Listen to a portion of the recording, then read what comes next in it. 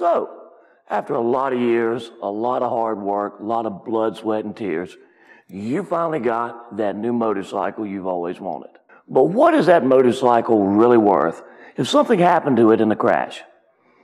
You know, the second you drove that motorcycle off the lot, it lost 10 to 15% of its value at a minimum. The other side of that, we buy them to ride.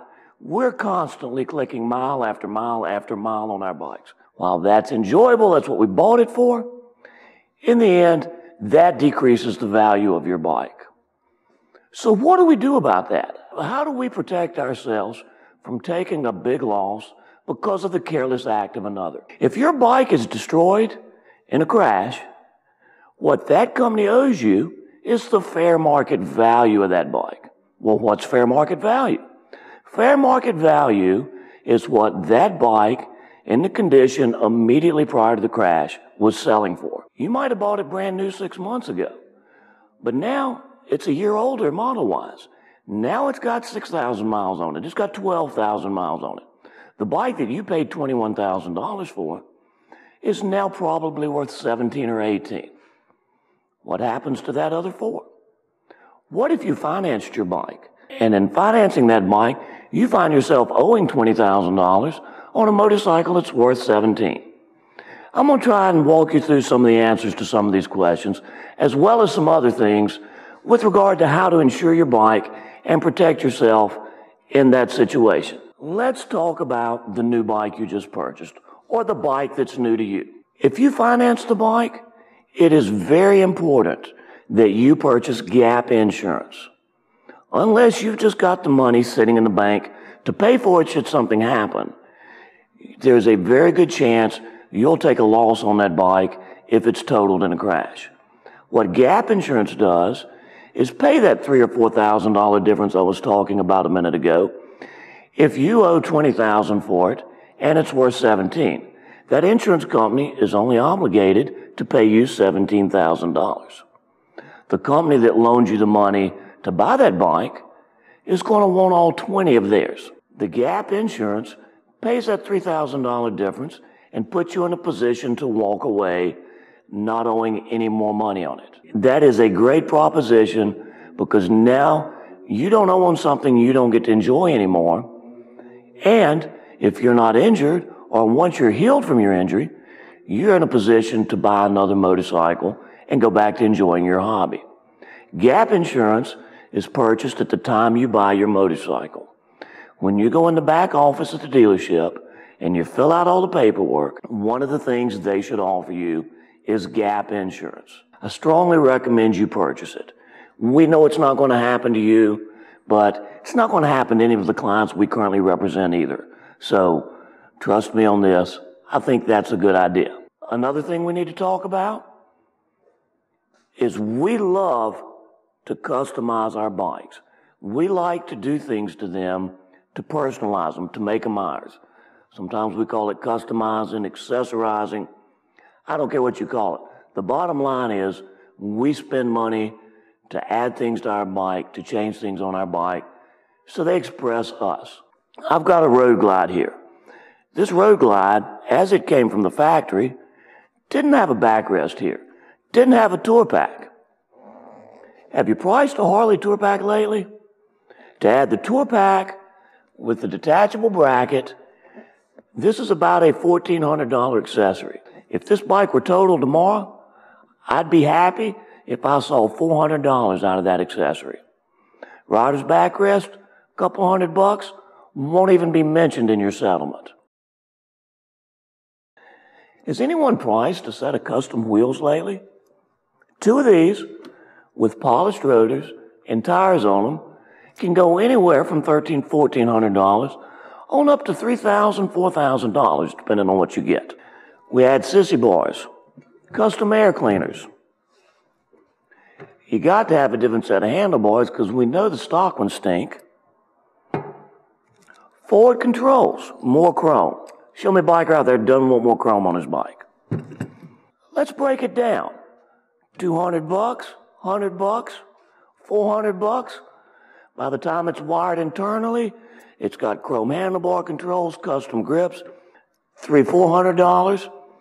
Just in this table alone, we probably spent $4,500. When that bike's totaled, you're not going to see $4,500 for these parts. On a good day, they'll increase the value of the bike a couple $1,000s. How do we get around that? There are two different ways you can insure your bike. Scheduled value or stated value. Basically what that means is you and the insurance company get together and say, my bike is worth $10,000, $15,000, $30,000. You have to document it. They're going to want pictures of the bike. They may want to see receipts. But once you've documented all that, you can go to your agent and say, if this bike is totaled, I want to make sure I get $20,000. I get $15,000. I get $25,000. You know your bike. You know what it's worth. Scheduled or stated value insurance. That protects you from losing all your investment on custom parts, custom paint, even factory accessories on it. The more you expose yourself, the harder you're going to get hit in the event we have to process a total loss claim on your bike. And I process these all the time. So my best advice is get that stated value and always have a realistic idea of what your bike is worth. I can assure you, every one of you out there believes that bike is worth more and probably is worth more to you than the insurance company's ever going to think it's worth. And the reality is the truth is probably in the middle somewhere. Scheduled value takes all that negotiation out. Another thing to think about is your riding gear. Many insurance policies, when you insure your bike, will cover a helmet, but don't mention anything else about your other riding gear. Now we wear helmets, sometimes very expensive ones. We wear leather jackets, leather chaps, special riding pants, special riding boots. That can get expensive. Any of you that's bought it, you know that. If your policy only covers helmets, that could leave you in a fight to get reimbursed for the rest of your stuff. Always keep a list of what you own as far as your gear is concerned. If at all possible, keep your receipts in a separate file so you can show what you paid for them. Add gear coverage and accessory coverage on your policy so if something happens, you're covered for those items. Another thing we need to talk about is classic motorcycles, vintage motorcycles. If you've got a classic 60s Harley, classic 60s BMW, and it's totaled, and you have it insured as a Harley Davidson, as a BMW, you're going to be very disappointed in what you're able to get for that bike. If you've restored a motorcycle, if it has a collector value of any type for that, you need to have that conversation with your insurance company. Let's say you buy a 1969 Harley Sportster. That bike has a Blue Book value of $1,200–$1,400. But you take that bike, you scour swap meets in the internet, you restore that bike to pristine, brand new condition. It's what the insurance company thinks it is. 69 Sportster. Here's your $1,400. Have a nice day. If you've got that motorcycle insured as a classic, which it certainly qualifies to be, then they will give you the collector value. Sometimes it's a little harder to determine what that value is, but at least you've had it insured that way and you've got the ability to pick that fight. You haven't given anything away on the contract side of it. So if you've restored a bike that has any collector value at all, the insurance company doesn't care unless you tell them and insure it as such. Gonna cost you a little more on the front end? Absolutely.